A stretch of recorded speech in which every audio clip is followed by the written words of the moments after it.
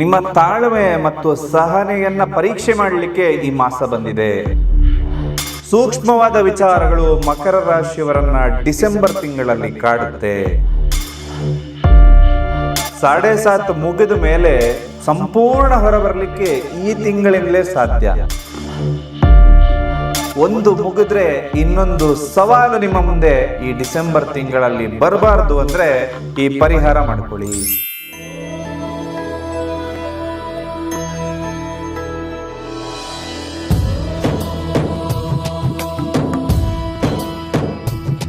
ಹಣಕಾಸು, ಮದುವೆ, ದಾಂಪತ್ಯ, ಪ್ರೀತಿ ಪ್ರೇಮ ಸಮಸ್ಯೆಗಳು, ಜೀವನದಲ್ಲಿ ನೆಮ್ಮದಿ ಇಲ್ಲದಿರುವುದು, ವ್ಯಾಪಾರ ಅಭಿವೃದ್ಧಿ, ಮನೆಯ ವಾಸ್ತು ಹಾಗೂ ಇನ್ನಿತರ ಸಮಸ್ಯೆಗಳಿಗೆ ಶಾಸ್ತ್ರೋಕ್ತ ಮತ್ತು ಶಾಶ್ವತ ಪರಿಹಾರವನ್ನ ತಿಳಿಸಿಕೊಡುತ್ತಾರೆ. ಗುರೂಜಿಯವರ ಅಪಾಯಿಂಟ್ಮೆಂಟ್ಗಾಗಿ ಕರೆ ಮಾಡಿ. ಗುರುದೇವ್, ಮಕರ ರಾಶಿಯವರ ಡಿಸೆಂಬರ್ ತಿಂಗಳ ಮಾಸ ಭವಿಷ್ಯ ಯಾವ ರೀತಿ ಇರುತ್ತೆ, ಯಾವ ಕಾರ್ಯಕ್ಷೇತ್ರದಲ್ಲಿರೋರಿಗೆ ಲಾಭದಾಯಕವಾಗಿರುತ್ತೆ, ಯಾವ ಕಾರ್ಯಕ್ಷೇತ್ರದಲ್ಲಿರೋರು ಸ್ವಲ್ಪ ಎಚ್ಚರಿಕೆ ಹೆಜ್ಜೆ ಇಡಬೇಕು, ವಿದ್ಯಾರ್ಥಿಗಳಿಗೆ, ಕೃಷಿಕರಿಗೆ ಎಲ್ರಿಗೂ ಕೂಡ ಹೇಗಿರುತ್ತೆ, ಅದೃಷ್ಟ ತರುವ ದೇವತೆ, ಅದೃಷ್ಟ ಸಂಖ್ಯೆ, ಅದೃಷ್ಟ ಬಣ್ಣ ಎಲ್ಲವನ್ನ ಕೂಡ ಇಂದಿನ ಈ ಸಂಚಿಕೆಯಲ್ಲಿ ತಿಳಿಸ್ಕೊಡ್ತಾ ಇದ್ದೇನೆ. ಮೊದಲನೇ ಸರಿ ನಮ್ಮ ಚಾನಲ್ಗೆ ಬಂದಿದ್ರೆ ದಯವಿಟ್ಟು ಸಬ್ಸ್ಕ್ರೈಬ್ ಮಾಡಿಕೊಂಡು ಪಕ್ಕದಲ್ಲಿರುವಂತಹ ಬೆಲ್ ಐಕಾನ್ ಕೂಡ ಕ್ಲಿಕ್ ಮಾಡ್ಕೊಳ್ಳಿ. ಇದರಿಂದಾಗಿ ಮಕರ ರಾಶಿಯ ಯಾವುದೇ ಅಪ್ಡೇಟ್ ಕೂಡ ನಿಮ್ಮಿಂದ ಮಿಸ್ ಆಗೋ ಚಾನ್ಸಸ್ ಇಲ್ಲ. ಈ ಮಕರ ರಾಶಿಯಲ್ಲಿ ಬರ್ತಕ್ಕಂಥದ್ದು ಉತ್ತರಾಷಾಢ ನಕ್ಷತ್ರದ 2, 3, 4ನೇ ಪಾದ ಹಾಗೂ ಶ್ರವಣ ನಕ್ಷತ್ರದ ಎಲ್ಲಾ 4 ಪಾದಗಳು, ಜೊತೆಯಲ್ಲಿ ಧನಿಷ್ಠ ನಕ್ಷತ್ರದ ಮೊದಲ 2 ಪಾದಗಳು ಕೂಡ ಬರ್ತಕ್ಕಂಥದ್ದು. ಹಾಗೂ ಅದೃಷ್ಟ ತರುವಂತಹ ಬಣ್ಣ ನೀಲಿ ಮತ್ತು ಕಪ್ಪು ಬಣ್ಣ ಆದರೆ ಅದೃಷ್ಟ ದೇವತೆ ಶ್ರೀ ಶನಿಶ್ಚರ ಸ್ವಾಮಿ. ಆ ಶನಿಯ ಸಂಪೂರ್ಣ ಅನುಗ್ರಹ ಎಲ್ಲವೂ ಕೂಡ ನಿಮ್ಮ ಮೇಲೆ ಪ್ರಾಪ್ತಿಯಾಗಲಿ, ಕೆಟ್ಟ ದೃಷ್ಟಿ ಎಲ್ಲವೂ ಕೂಡ ನಿಮ್ಮಿಂದ ದೂರ ಆಗಲಿ ಅಂತ ಹೇಳಿ ಆ ಭಗವಂತನ ಮುಖಾಂತರದಲ್ಲಿ ಒಂದು ಪ್ರಾರ್ಥನೆಯನ್ನು ಸಲ್ಲಿಸ್ತೇನೆ. ಪ್ರತಿಯೊಬ್ಬರು ಕೂಡ ಓಂ ಶನಿಶ್ಚರಾಯ ನಮಃ ಅಂತ ಹೇಳಿ ಕಮೆಂಟ್ ಮಾಡೋದನ್ನು ಮರಿಬೇಡಿ. ಈ ಒಂದು ಮಕರ ರಾಶಿಯವರ ಒಂದು ವಿಶೇಷ ಗುಣ ಏನಪ್ಪ ಅಂತಂದರೆ, ಇವರಲ್ಲಿ ವಿಶೇಷವಾದ ನಾಯಕತ್ವ ಗುಣಗಳಿರುತ್ತೆ. ಯಾರೂ ಕೂಡ ಇದನ್ನು ಅಷ್ಟಾಗಿ ಒಪ್ಕೊಳ್ಳೋದಿಲ್ಲ, ನನಗೆ ಮುಂದೆ ಹೋಗುವಂತಹ ಒಂದು ಗುಣ ಇಲ್ಲ ಅಂತ ಹೇಳ್ತಾರೆ. ಆದರೂ ಕೂಡ ಮಕರ ರಾಶಿಯಲ್ಲಿ ನಾಯಕತ್ವ ಗುಣಗಳಿರುತ್ತೆ. ಅಂದರೆ ಕಿಂಗ್ ಅಲ್ಲದೆ ಇದ್ರೂ ಕೂಡ ಕಿಂಗ್ ಮೇಕರ್ ಆಗುವಂತಹ ರಾಶಿ ಈ ಒಂದು ಮಕರ ರಾಶಿಯಾಗಿರುತ್ತೆ.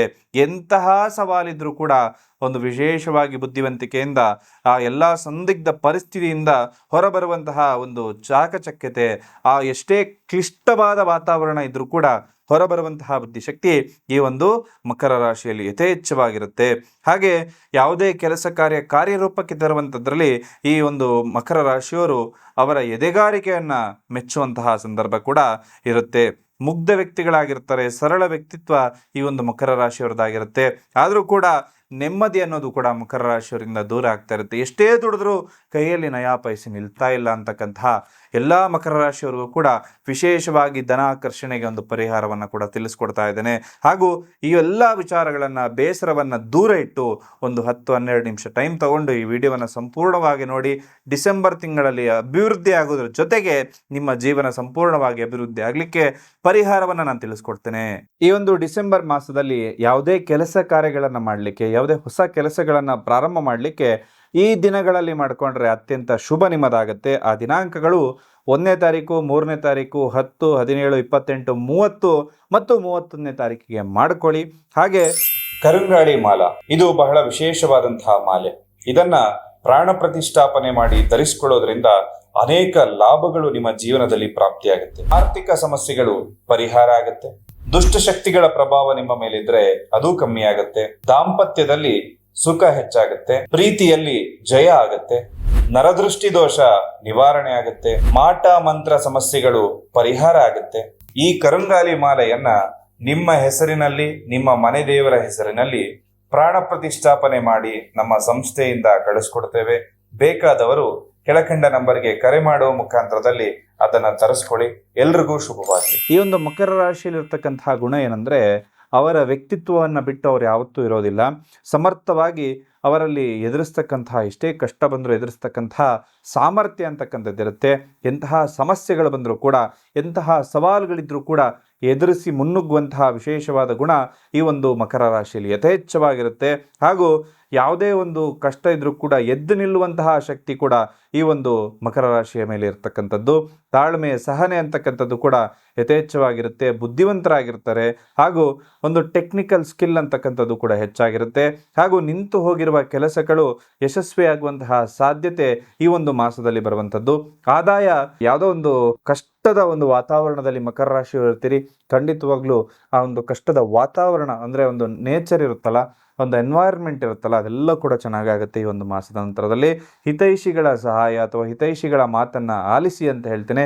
ತಂದೆ ತಾಯಿ, ಗುರು ಹಿರಿಯರು ಹೇಳುವಂತಹ ಮಾತಿಗೆ ಕಿವಿಗೊಟ್ಟು ಕೇಳಿ, ಖಂಡಿತವಾಗ್ಲೂ ಕೂಡ ಶುಭದಾಯಕ ಫಲಗಳಿರುತ್ತೆ. ಹಾಗೂ ನೀವು ವಿಶೇಷವಾಗಿ ಒಂದು ಭೂಮಿ ಅಥವಾ ಕಾನೂನು ಅದಕ್ಕೆ ಸಂಬಂಧಪಟ್ಟಂತಹ ಕೆಲಸ ಕಾರ್ಯಗಳೇನಾದರೂ ಮಾಡ್ತಾ ಇದ್ದರೆ ಅಥವಾ ಮಾರಾಟ ಮಾಡಲಿಕ್ಕೆ ನಿಮ್ಮ ಜಾಗವನ್ನು ನೋಡ್ತಾ ಇದ್ದರೆ ಈ ಮಾಸದಲ್ಲಿ ವ್ಯಾಪಾರ ಆಗುವಂತಹ ಲಕ್ಷಣಗಳು ಬರುತ್ತೆ. ಜೊತೆಯಲ್ಲಿ ನೀವು ನಿಮ್ಮ ಕೆಲವು ವಿಚಾರಗಳನ್ನು ನಿಮ್ಮ ಆತ್ಮೀಯರು ಅಥವಾ ನಿಮ್ಮ ಹಿತೈಷಿಗಳು ಅಂತ ಹೇಳಿ ಒಂದು ಸ್ನೇಹಿತರ ಹತ್ರ ಹೇಳ್ಕೊಂಡಾಗ ಆ ಸ್ನೇಹಿತರು ಇದನ್ನು ದುರುಪಯೋಗ ಮಾಡಿಕೊಂಡು ನಿಮ್ಮ ತೇಜೋವಧೆ ಮಾಡ್ತಕ್ಕಂತಹ ಮಾಸ ಕೂಡ ಇದಾಗಿರುತ್ತೆ. ಅವರ ಹತ್ರ ಎಷ್ಟು ಬೇಕೋ ಅಷ್ಟು ಮಾತಾಡ್ಕೊಳ್ಳಿ, ಎಲ್ಲ ವಿಚಾರವನ್ನು ಹಂಚ್ಕೊಳ್ಳೋದಕ್ಕೆ ಹೋಗಬೇಡಿ ಅಂತ ಹೇಳ್ತೇನೆ. ಕೃಷಿಕರಿಗೆ, ಉದ್ಯಮಿಗಳಿಗೆ, ನೌಕರಿಯಲ್ಲಿರ್ತಕ್ಕಂಥವರಿಗೆ ಸ್ವಲ್ಪ ಲಾಭದಾಯಕವಾಗಿರುತ್ತೆ. ಸಕ್ಸಸ್ ಇದೆ ಈ ಮಾಸದಲ್ಲಿ ಅಂತ ಹೇಳಿದ್ರೆ ಸ್ತ್ರೀಯರಿಗೆ ವಿಶೇಷ ಲಾಭಗಳು ಕೂಡ ಈ ಒಂದು ಮಾಸದಲ್ಲಿ ಬರುತ್ತೆ. ಸ್ವಲ್ಪ ಕಲೆಯ ಪ್ರದರ್ಶನಕ್ಕೆ ಕಲಾವಿದರಿಗೆ ಉತ್ತಮ ಅವಕಾಶ ಇರುತ್ತೆ. ಹಾಗೂ ಸ್ವಲ್ಪ ಸಾಲಬಾಧೆಯಿಂದ ಕಾಡ್ತಕ್ಕಂಥದ್ದು, ಹಣಕಾಸಿನ ಸಮಸ್ಯೆ ಹೆಚ್ಚಾಗ್ತಕ್ಕಂಥದ್ದು. ಹಾಗಾಗಿ ನೀವು ಮಾಡುವಂತಹ ಖರ್ಚು ವೆಚ್ಚಗಳ ಮೇಲೆ ಸ್ವಲ್ಪ ನಿಗಾವನ್ನು ವಹಿಸ್ಕೊಳ್ಳಿ ಅಂತ ಹೇಳ್ತೇನೆ. ಈ ತಿಂಗಳಲ್ಲಿ ಆರೋಗ್ಯ ಸ್ಥಿರತೆ ಅಂತಕ್ಕಂಥದ್ದಾಗುತ್ತೆ, ಆರೋಗ್ಯ ಚೆನ್ನಾಗಾಗುತ್ತೆ ಅಂತ ಹೇಳ್ತೇನೆ. ಸ್ವಲ್ಪ ಆತಂಕ, ಜಂಜಾಟ ಅಂತಕ್ಕಂಥದ್ದಿರುತ್ತೆ. ಒತ್ತಡಗಳ ಮಧ್ಯೆ ಕೂಡ ನಿಮ್ಮ ಬುದ್ಧಿವಂತಿಕೆಯಿಂದನೇ ನೀವು ಆತ್ಮವಿಶ್ವಾಸ ಅಂತಕ್ಕಂಥದ್ದು ಇರೋದ್ರಿಂದ ಅದರಿಂದ ಹೊರಬರ್ತೀರಿ. ಹಾಗೂ ಎಚ್ಚರಿಕೆ ಇರ್ತಕ್ಕಂಥದ್ದು, ಸ್ವಲ್ಪ ದುಡುಕತನ ಮಾಡೋದಕ್ಕೆ ಹೋಗಬೇಡಿ, ಒಂದು ದುಡುಕಿನ ನಿರ್ಧಾರ ತೆಗೆದುಕೊಳ್ಳೋದಕ್ಕೆ ಹೋಗಬೇಡಿ. ವಿದ್ಯಾರ್ಥಿಗಳಿಗೆ ಒಂದು ವಿದ್ಯಾರ್ಥಿ ಜೀವನವನ್ನು ಮುಗಿಸಿ ಕೆಲಸವನ್ನು ಹುಡುಕ್ತಾ ಇರುವಂಥವ್ರಿಗೆ ಉತ್ತಮ ಫಲ ಅಂತ ಹೇಳ್ತೇನೆ. ವಿದ್ಯಾರ್ಥಿಗಳಿಗೆ ಓದಿನಲ್ಲಿ ಆಸಕ್ತಿ ಹೆಚ್ಚಾಗುತ್ತೆ, ಏಕಾಗ್ರತೆ ಕೂಡ ಹೆಚ್ಚಾಗುತ್ತೆ. ಹಾಗೂ ಅನಿರೀಕ್ಷಿತ ಧನಲಾಭಗಳು ಕೂಡ ಆಗುತ್ತೆ.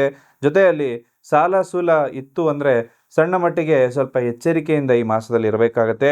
ಇನ್ನು ಡಿಸೆಂಬರ್ 16ರಿಂದ 31ನೇ ತಾರೀಕುವರೆಗೂ ಕೂಡ ರಾಜಕಾರಣಿಗಳು ಯಾರಿತ್ತು ಅಂದರೂ ಕೂಡ ಉತ್ತಮ ಫಲವಿದೆ. ಸಂಘ ಸಂಸ್ಥೆಯಲ್ಲಿರ್ತಕ್ಕಂಥವರಿಗೆ ಅಥವಾ ಸರ್ಕಾರಿ ಕೆಲಸದಲ್ಲಿರುವಂಥವರಿಗೆ ಒಂದಷ್ಟು ನಿಮ್ಮ ವ್ಯವಸ್ಥೆ ನಿಮ್ಮನ್ನು ಗುರುತಿಸಿ ಒಂದಷ್ಟು ಮಾನ ಸನ್ಮಾನಗಳು ಕೂಡ ಆಗ್ಬೋದು. ಅನಿರೀಕ್ಷಿತವಾಗಿ ಖರ್ಚು ಬರುವಂಥದ್ದು, ಕೂಡಿಟ್ಟ ಹಣ ಖಾಲಿಯಾಗುವಂತಹ ಸಮಯ ಅಂತ ಹೇಳ್ತೇನೆ. ಆರೋಗ್ಯದ ವಿಚಾರವಾಗಿ ನಿಮ್ಮ ಮನೆಯಲ್ಲಿ ಯಾರೋ ಆರೋಗ್ಯ ಹಾಳಾಗಿ ಸ್ವಲ್ಪ ಖರ್ಚಾಗುವಂಥದ್ದು. ಹಾಗೆ ವ್ಯಾಪಾರ, ವಾಹನ ಮಾಡುವಂಥವರು ಅಥವಾ ವಾಹನ ಖರೀದಿ ಮಾಡಲಿಕ್ಕೆ ನೋಡ್ತಾ ಇರುವಂಥವರು ಸ್ವಲ್ಪ ನಿಮ್ಮ ವಾಹನ ಮಾರಾಟ ಆಗುವಂಥದ್ದು ಎಲ್ಲವೂ ಕೂಡ ಈ ಮಾಸದಲ್ಲಿ ಸಾಧ್ಯತೆ ಇರುತ್ತೆ. ವಿದೇಶ ಪ್ರಯಾಣ ಯಾರಾದರೂ ನೋಡ್ತಾ ಇದ್ರೆ ಸ್ವಲ್ಪ ಮಿಶ್ರ ಫಲ ಇರತಕ್ಕಂತಹ ಮಾಸ ಅಂತ ಹೇಳ್ತೇನೆ. ನೀವು ಮಾಡಬೇಕಾಗಿರೋ ಪರಿಹಾರಗಳೇನಪ್ಪ ಅಂತಂದ್ರೆ, ನೀವು ಹುಟ್ಟಿರುವಂತಹ ರಾಶಿ ನಿಮಗೆ ಒಳ್ಳೇದು ಮಾಡುತ್ತಾ ಅಥವಾ ಕೆಟ್ಟದು ಮಾಡುತ್ತಾ ಅಂತ ಹೇಳಿ ಬಹುತೇಕ ಜನರು ಪ್ರಶ್ನೆಯನ್ನ ಕೇಳ್ತಾ ಇರ್ತಾರೆ.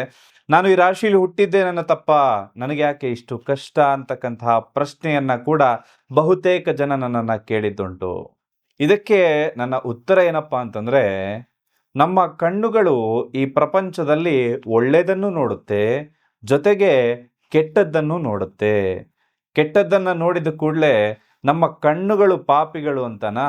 ನಿಮ್ಮ ಜಾತಕದಲ್ಲಿ ನಿಮಗೆ ಯಾವ ಕೆಲಸ ಆಗಬರುತ್ತೆ, ಯಾವ ದಾರಿಯಲ್ಲಿ ನೀವು ಹೋದರೆ ಸಕ್ಸಸ್ ಆಗ್ತೀರಾ, ಯಾವ ಅದೃಷ್ಟದ ಸಂಖ್ಯೆಯನ್ನು ನೀವು ನಿಮ್ಮ ಜೀವನದಲ್ಲಿ ಅಳವಡಿಸ್ಕೊಳ್ಬೇಕು, ಯಾವ ಬಣ್ಣವನ್ನು ಹೆಚ್ಚಾಗಿ ಉಪಯೋಗಿಸ್ಕೋಬೇಕು ಅಂತಕ್ಕಂಥದ್ದನ್ನು ನಮ್ಮ ಜಾತಕವನ್ನು ನೋಡಿ ನಾವು ತಿಳ್ಕೋಬೇಕು.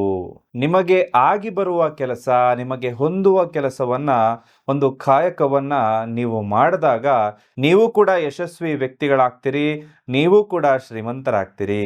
ಧನ ಯೋಗ ಬರಬೇಕಾದ್ರೆ ಆ ಲಕ್ಷ್ಮಿಯ ಕೃಪಾ ಕಟಾಕ್ಷ ಅಂತಕ್ಕಂಥದ್ದು ನಮ್ಮ ಮೇಲೆ ಸಂಪೂರ್ಣವಾಗಿರಬೇಕು.